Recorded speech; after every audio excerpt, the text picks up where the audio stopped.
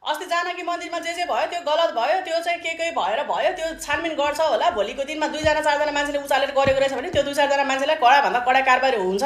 यो कुरालाई ठुलो कुरा लिनु पर्दैन भनेर अभिव्यक्ति दिनुपर्ने होइन हर्कका साम्पाङ भन्ने जन्तुले, हो कि होइन? मैले भने होइन, तपाईँले माइक समातेर के बोलिरहनु भएको छ? हाम्रो हातमा दही जमाएर राखेको छैन। हामीले हान्न सके भए, पिट्न चाहेको भए रगतको खोला बग्थ्यो। तपाईँ रगतको खोला बगाउनको लागि राजनीतिमा आउनुभएको हो।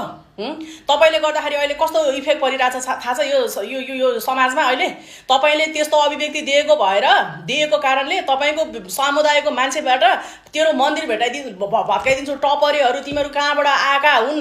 तिमीहरू त नेपालको मान्छे नै होइन। तिमीहरू जस्तो लुटेर टपरे मुजी ल लुट्यो के? ओइ बहिनी, के बोलेको भन त? तिमी होसमा बोलेछ कि बेहोसमा बोलेछ भन त? ठिक छ, जानकी मन्दिरमा भयो त्यो घटना भइसकेपछि नि हर्क साम्पाङले भनिसके त कतिचोटि भन्ने भन त? भन्नुपर्ने हर्क साम्पाङले थियो कि तिम्रो हिन्दू सम्राट सेनाले भनेर माफी माग्नु पर्ने थियो भन त? हर्क साम्पाङले त्यहाँदेखि आएर कति जग्गामा भनिसकेछ त यस्तो नहुनु पर्ने थियो, यस्तो नगर्नु पर्ने थियो, किन गर्यो?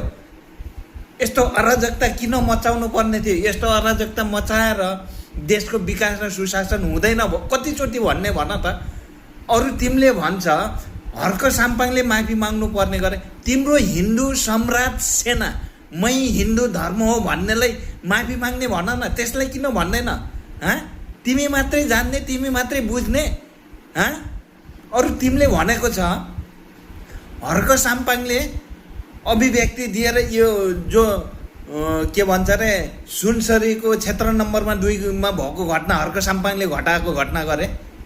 के बोलिराखेछ तिमीले भन त? तिम्रो हिन्दू सम्राट सेना र रोहिङ्ग्या बीच झगडा हुने हर्क साम्पाङलाई दोष? तिम्रो हिन्दू सम्राट सेनालाई सम्झाउ न, अनि तिम्रो त्यो रोहिङ्ग्यालाई सम्झाउ। हर्क साम्पाङलाई किन दोष दिन्छौ भन त त्यसमा? बडा आइको ठुलो कुरा गरेर के अझै मन पऱ्यो भन्छ हर्क साम्पाङलाई जन्तु गरे? तिमी जन्तु, तिम्रो घरको परिवार जन्तु। हर्क साम्पाङले गरेको चिज हो त्यहाँ? हर्क साम्पाङले त्यो अभिव्यक्ति भन्ने चाहिँ तिमीले हेरे? तिमीले पुरै त्यो भिडियो क्लिप हेऱ्यो? अगर तिमीले भिडियो क्लिप हेर्न चाहन्छौ भने जो